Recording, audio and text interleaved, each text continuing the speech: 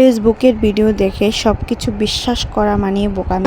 সব ভিডিও দেখে বিশ্বাস করা উচিত না। সস্তাতে বস্তা ভরে ঈদের মার্কেটিং করতে চলে গিয়েছিলাম মিরপুর হোপ মার্কেটে। অনেকদিন যাবত ধরে ফেসবুকে অনেক ভিডিও দেখতেছিলাম যে হোপ মার্কেটে অনেক সস্তায় কাপড় পাওয়া যায়, অনেক সুন্দর কাপড় পাওয়া যায়। মার্কেট প্রাইসে আমরা অনেক চড়া দাম দিয়ে কিনি, আর এখানে অর্ধেক প্রাইসে আমরা কাপড় কিনতে পারবো, আর অনেক সুন্দর সুন্দর জামা। তো আমিও একদম বিশ্বাস করে চলে গিয়েছিলাম ঈদের শপিং করার জন্য, যেহেতু অনেকগুলা কাপড় চোপড় কিনবো। সেজন্য ভাবলাম যে নিউ মার্কেট তো সবসময় যাই, নিউ মার্কেটে না গিয়ে হোপ মার্কেটে যাই, যেহেতু হোপ মার্কেটে কখনো যাই নাই। আমি ওখানে যাওয়ার আগে একটা আপুর ভিডিও দেখছিলাম, উনি বলছিল ওখানে কোনো ভিড় নাই, মানে অন্য মার্কেটের তুলনায় ওখানে অনেক সস্তা পাওয়া যায়, তাই ওনার কথা বিশ্বাস করে গিয়েছিলাম। আমি পুরান ঢাকা থেকে মিরপুর 10-এ গিয়েছি।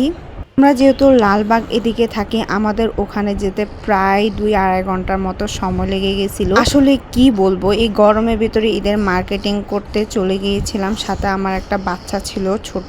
তো এখান থেকে আমরা একটা রিক্সা নিয়ে সোজা চলে গিয়েছিলাম মেট্রো ট্রেনের ওখানে। তো আমরা মূলত মেট্রো ট্রেনে করে যাব।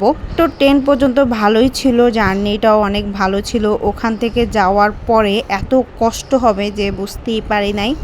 আপনারা যদি কেউ মিরপুরে থাকে, ওখান থেকে যদি মার্কেটিং করেন তাহলে আপনাদের জন্য ঠিক আছে, কিন্তু পুরান ঢাকা থেকে যদি কেউ যান ওইদিকে, তাহলে তাদের জন্য অনেক বেশি কষ্ট হবে। আমি বলবো আপনারা কেউ এখান থেকে বুলো ওইদিকে যাবেন না। আমাদের জন্য আমাদের নিউ মার্কেটে ভালো আছে, 2 টাকা বেশি হলো এখানে ভালো, কষ্ট কম হয়।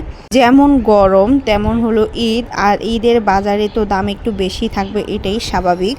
সব মার্কেটের দাম বেশি হলো নাকি হোপ মার্কেটের দাম তেমন বেশি থাকে না, সবসময় কম থাকে, সে আশায় গিয়েছিলাম। যাক, কিন্তু বিশ্বাস করেন ওখানে যাওয়ার পরে মানে আমাদের নিউ মার্কেটে জামা যেরকম সেম প্রাইস, ওখানেও সেম একই রকম।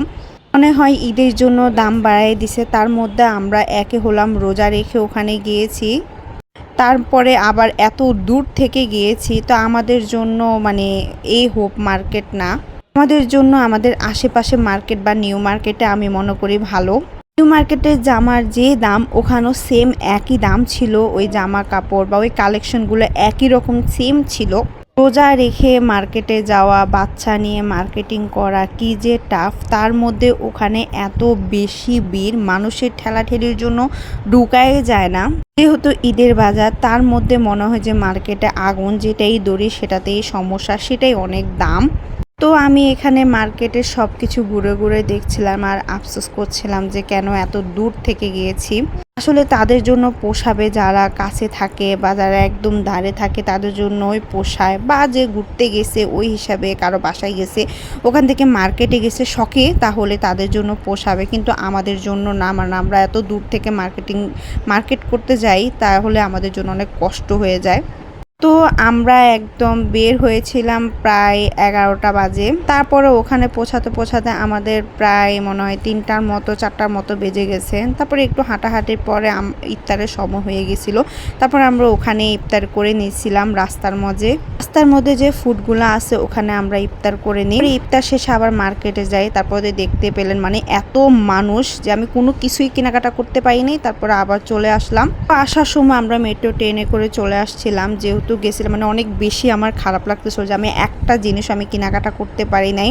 এত বেশি ভিড় আর এত মানুষের ঠেলাঠেলি, মানে দাঁড়ানো যাচ্ছে না, এই এক অবস্থা। তারপরে আমরা চলে যাই, এখন আমরা নিউ মার্কেটে যাব, যেহেতু শপিং করতে বের হয়েছি। শপিংয়ের উদ্দেশ্যে খালি হাতে কি করে বাসায় যাই।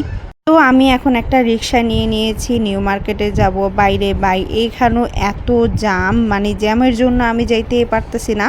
নিউ মার্কেটের সামনে দিয়ে আমরা প্রায় মনে হয় 1 থেকে 2 ঘন্টা ওই জায়গায় বসেছিলাম। তার মধ্যে আজকে এত জার্নি হয়েছে, মিরপুর 10-এ গিয়েছি, মানে এত বেশি বিরক্ত লাগতেছিল। তারপরে আবার এখানে প্রায় 2 ঘন্টার মতো বসেছিলাম, কি যে এক অবস্থা।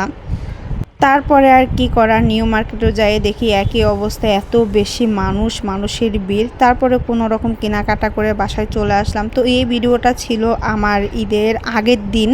তো এটা ছিল চাঁদ রাতের ভিডিও, এতদিন ছাড়তে পারিনি ব্যস্ততার জন্য। যাই হোক, ভিডিও আজকে এ পর্যন্ত। ভিডিও কেমন লাগছে জানাবা। আল্লাহ হাফেজ।